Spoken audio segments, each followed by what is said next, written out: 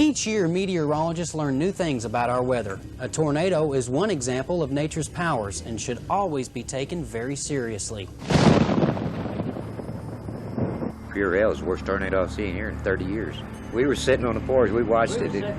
We saw it come across here, and it was a doozy. It was a doozy. You know, people use the expression, sound like a freight train, sound like a freight yard. Sound like a freight yard, not a train, not a single train, a freight yard. We had adequate warning, and I think most of the people were ready, as ready as you can get. The problem that we have a lot of senior citizens here that live alone and didn't get any help. And that's our biggest problem right now is our senior citizens. But as you can see, there's a lot of people helping around here. A lot of people helping. I've had people come as far as Red Oak to offer to help me if I needed anything. And that's good.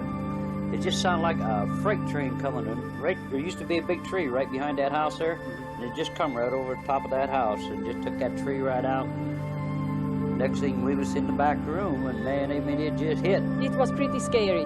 It was first, you know, the rumbling noise, and we were in the bathtub, my son and I, and the bathtub started shaking, and the whole house started shaking, and then it kind of quieted down a bit, and we could hear glass flying, rubble flying. Then it started up again, so I'm sure we were some of the people that got hit twice.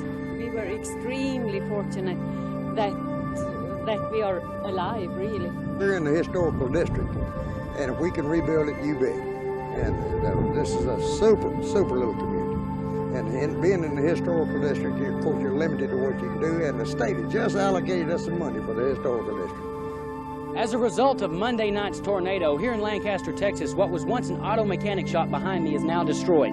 There's a Nissan truck sitting over there. It's a yellow Nissan. Next to it was a brown truck. It's been blown 100 feet into the creek next to me here.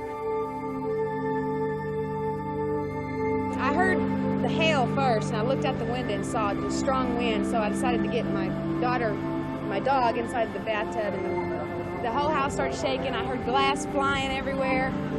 You know, and then all of a sudden it just stopped.